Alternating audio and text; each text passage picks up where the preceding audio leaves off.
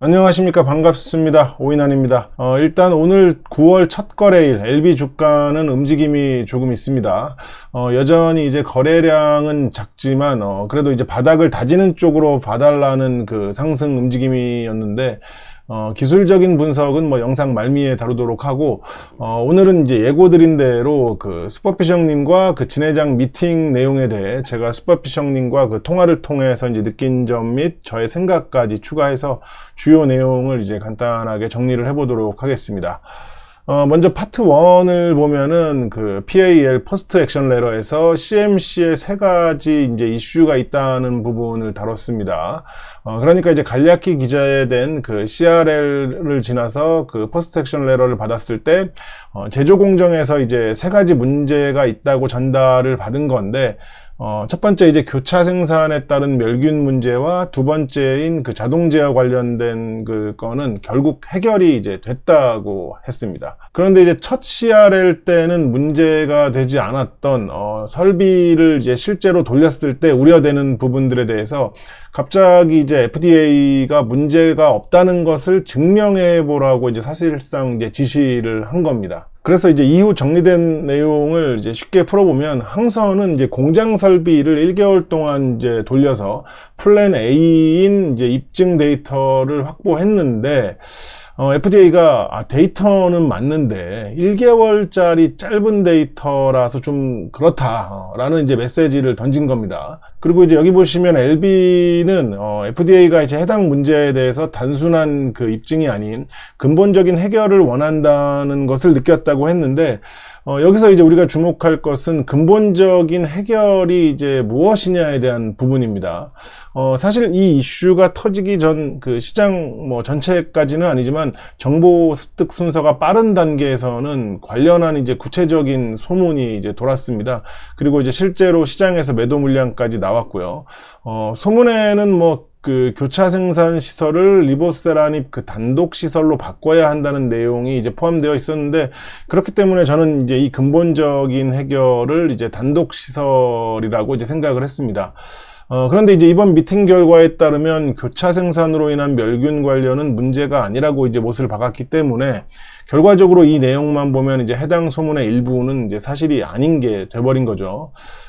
제가 왜 이제 일부라고 얘기하냐면, 여기서 이제 구체적으로 제가 다 다룰 수는 없지만 일부는 또 정확히 들어맞는, 그러니까 이번 미팅 결과를 보니까 결국엔 이제 맞았던 소문들도 있기 때문에 일부라 하는 건데, 뭐 현재는 대세에 영향을 주는 건 아니지만 이제 민감한 부분이기 때문에 그건 나중에 이제 멤버십 영상에서 따로 한번 다루도록 하겠습니다. 아무튼 계속 보시면 결과적으로 항선은 이제 LB에게도 이제 비밀로 한 채 플랜 B라는 것을 동시에 이제 준비해 왔고, 그 플랜 B를 FDA에 보내면서 이제 니네가 이제 요구하는 게 이제 이거냐라고 물었더니 FDA가 맞다라고 이제 얘기를 한 겁니다.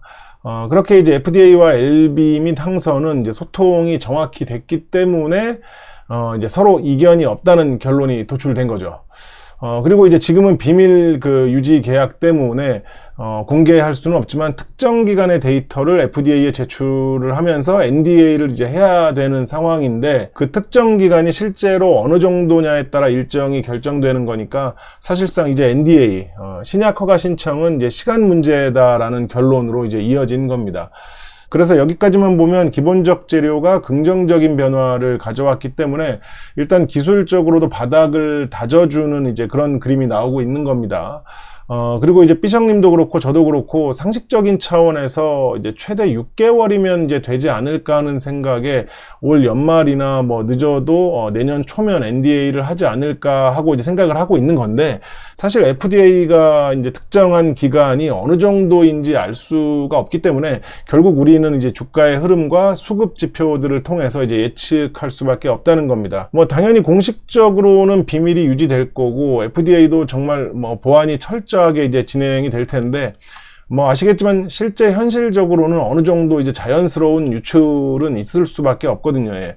그 유출이 가져오는 미세한 그 기술적 변화를 발견하는 게 이제 결국 중단기 매매의 핵심이 될 거고, 장기적으로는 뭐 이 모든 내용이 이제 사실이라는 전제하에 그냥 기다리면 되는 상황이 된 겁니다. 다만 당장 있을 일은 아니기 때문에 시기에 따른 그 대내외 변수가 있을 수 있고 각자가 판단하는 매도 시점도 다를 거기 때문에 시장 물량에 대한 변수도 있을 겁니다.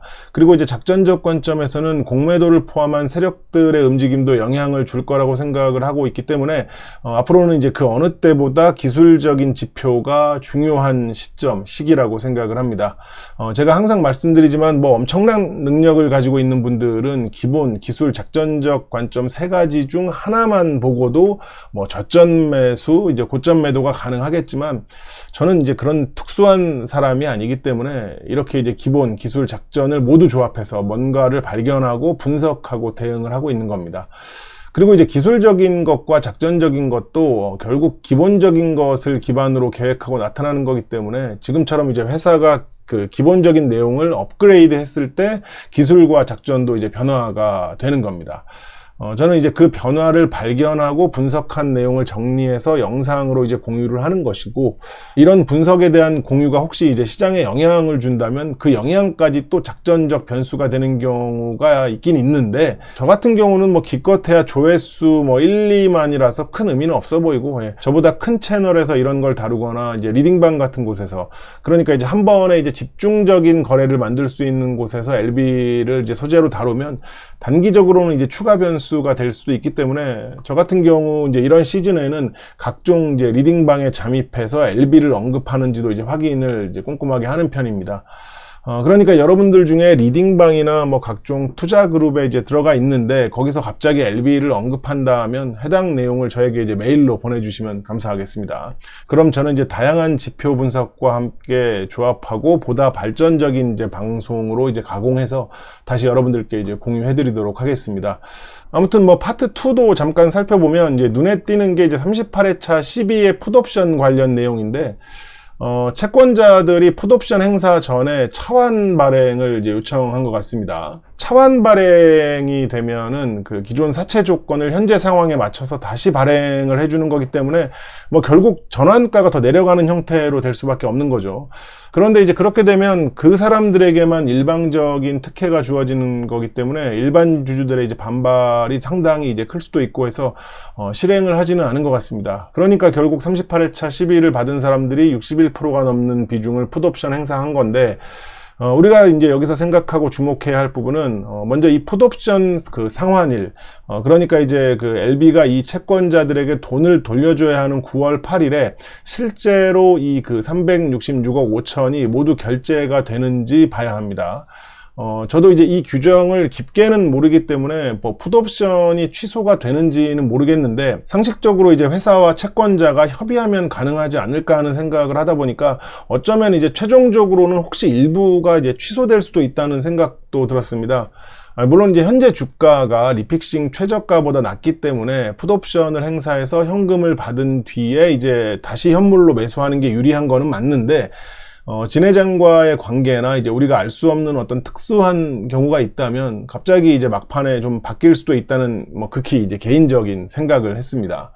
그렇게 되면 좀 1차원적이긴 하지만 지금 시점에서는 호재성 이슈가 되는 거라서 긍정적인 차원에서 이제 가볍게 상상을 해본 건데, 다시 한번 말씀드리지만 그 이번 미팅 내용이 모두 사실이라는 전제하에 큰 변수 없이 이제 NDA가 이제 신청된다면 그 결과가 이제 나오기 전에 그 긍정적인 흐름을 이제 이어갈 수도 있다고 생각을 하기 때문에, 실제로 이제 풋옵션으로 나간 현금이 현물 매수로 다시 들어온다면 그 또한 이제 단기적인 주가에 긍정적인 영향을 줄 수 있다고도 이제 생각을 하고 있습니다. 어차피 모두 평단도 다르고 이제 투자 기간도 다르고 매매 성향도 뭐 목표도 다르기 때문에 주식판에서 뭐 어떤 지식이나 정보가 절대적으로 이제 작용할 일은 없고, 결국 매매 버튼을 누르는 자신이 이제 실패의 아픔과 성공의 영향을 모두 가져가는 거니까 여러분들 모두 이제 지혜롭고 현명하게 잘 판단하셨으면 좋겠습니다.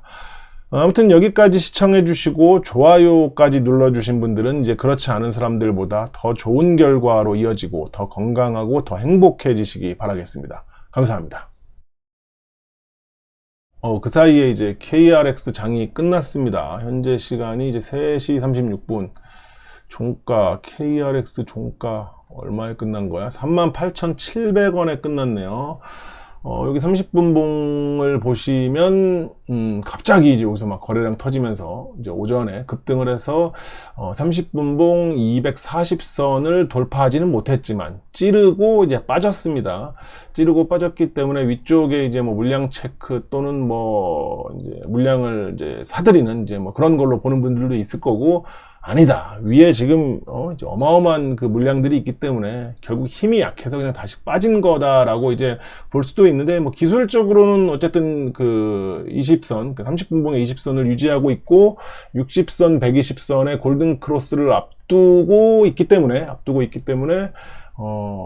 일단은 뭐 30분봉상에서는 긍정적으로 이제 보이는 거죠. 그리고 일봉상에서도 제가 뭐 앞에 메인 영상에서도 말씀드렸지만 기술적으로 이제 바닥을 다지는 그림이 나오고 있기 때문에 일단은 뭐 이걸 뭐 억지로 일부러 이제 나쁘게 볼 필요는 없고, 하나 아쉬운 거는 계속 말씀드리지만 바닥을 다지는 거래치고는 거래가 너무 적어요. 거래가 너무 적어서, 물론 이제 장대 양봉 만들면서 거래를 만들기도 하는데 뭐 아직까지는 이제 그런 모습이 나오진 않았기 때문에 일단은 뭐 있는 그대로 봐야 되니까 이제 그렇다라는 거고, 잠깐 주봉을 보면 주봉은 뭐 여전히 이제 하락 진행 중입니다. 하락 진행 중이고, 일단은 5주선 위로 올라와야 되고 MACD가 이제 골든 크로스, 그러니까 시그널선 위로 올라와야 되기 때문에 아직 뭐 주봉을 논할 단계는 아니고요. 일봉상에서, 그리고 그보다 그 적은 30분봉 단기봉에서 그냥 뭐 이렇게 좀 반등을 하려는 움직임이 나타나고 있다. 뭐 이 정도로 그냥 중립적으로 생각하면 될 것 같고,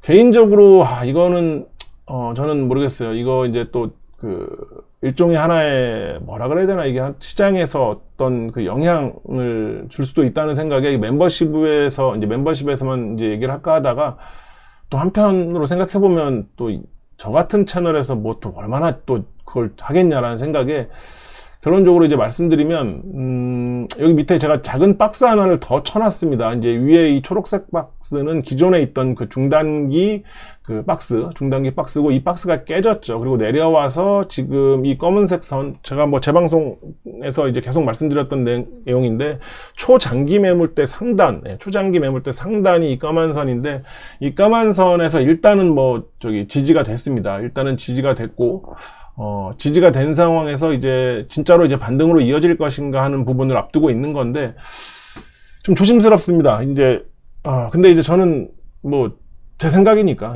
여러분들이 알아서 판단하시는 건데, 저는 또 일종의 박스가 형성될 수도 있지 않을까 이렇게 생각을 하고 있습니다. 왜냐하면 당장 9월에 뭐 NDA를 한다라고 하면은 모를까, 10월, 11월까지 이제 연장해서 이제 또 기다려야 되고 상황을 지켜본다 그러면 그 사이에 어마어마한 또 기간들이 있거든요. 3개월이면 그래도 적지 않은 기간인데, 거기다 뭐 12월까지 본다. 혹시 만에 하나 이제 내년 1월로 넘어간다 그러면 그 사이에 기간들이 많은데, 그 기간에 이 박스 안에서 이제 엎치락 뒤치락 하면서 올라갔다 내려갔다, 뭐 넘을라 그랬다 또 내려오고 또 내려와서 다시 이것도 바닥 깨나 마나 하는 그런 상황에서 이제 어떤 반복이 또 나오지 않을까 하는 조심스러운 예상을 해보고 있습니다. 그 이유, 그 바탕에는 계속 말씀드리지만 거래가 너무 적어. 이게 지금 진짜 이 바닥이었으면, 기존 박스 바닥이었으면 모를까, 박스가 깨져서 초장기 매물대까지 내려온 상황에서 이거 바닥을 다지기에는 거래가 너무 적어요. 그러니까 이 지금 3.21 사태 이후에 형성된 이 매물대, 여기 보이시죠? 이게 뭐 초장기로 보면은 이 매물대가 뭐 크진 않지만 3.21 사태 이후에 나온 이 매물대, 그리고 이 빠진 수급들, 이것들을 회복시키려면 거래가 여기서 이제 여러 차례 발생되면서 이 매물대를 끌고 내려오면서 이 OBV 수급이 올라와야 된다고 저는 생각을 하는데, 그러려면 막강한 거래가 터지면서 한 이 정도 거래, 500~600만 주, 700만 주, 이때 거래 한 적어도 60~70% 이상 거래가 터지면서 양봉이 나왔다가 뭐 밀리더라도 거래가 나오면서 이 빨간색 여기 매물대가 내려오는, 그리고 이제 OBV가 뿅 하고 이제 상승하는 그런 그림이 나와야 되는데, 제가 앞에서도 말씀드렸지만 기본적인 재료의 타이밍과 이런 게 맞아야 이제 뭘 해먹는 건데, 그게 이제 지금 상황에서는 뭐 90, 10일 적어도 이제 어떤 그 사이에 어떤 기간들이 필요하기 때문에 여기서 이제 몇 번의 반복이 필요해 보여요. 그냥 작전적 관점에서 봤을 때는. 그렇게 된다면 이제 대응은 여러분들이 알아서 하시는 거고, 저도 만약에 이렇게 올라왔을 때 그렇게 예측을 한다면 그게 정말 미래로 가서 예언처럼 그 미래를 봤다면 당연히 여기서 매도하고 다시 밑에서 사고 올라가서 매도하고 사고 여기서 이제 다시 올라갔을 때 이번엔 뚫는다라고 하면은 더 사고 뭐 이렇게 돼야 되는 건데 우리가 이제 미래를 알 수 없기 때문에 이제 그거는 각자 판단에 따라서 상황에 따라서 대응을 하는 거고 이제 과연 그렇게 될 것인지에 대한 이 영상이 과연 이제 그런 어떤 부분에 대한 예상에 대한 어떤 시초가 되는지 나중에 한번 지켜보면 알겠죠. 그래서 그런 어떤 생각이 들어서 일단 여러분들께 남겨드리는 거고 결국엔 이런 부분들은 작전적 관점으로 연결되는 건데 이제 그런 부분들은 아시겠지만 계속 너무 민감한 부분들이 있어서 어차피 사실로 증명할 수 없는 부분들이고 결과가 나와야만 그때 가서 이렇게 됐나 보다라고 할 수밖에 없는 영역이기 때문에 그런 거는 이제 그 멤버십 영상에서만 다루도록 하겠습니다. 아무쪼록 이번 반등이 진짜 제대로 찐 반등이 돼서 뭐 여기서 엎치락 뒤치락 이제 새로운 박스입니다. 새로운 박스에서 엎치락 뒤치락 하든 박스는 무슨 박스냐 그러면서 이제 그 저의 이 박스설을 무참히 짓밟으면서 단숨에 이제 올라가는 그런 이제 즐겁고 행복한 일이 오기를 바라겠습니다.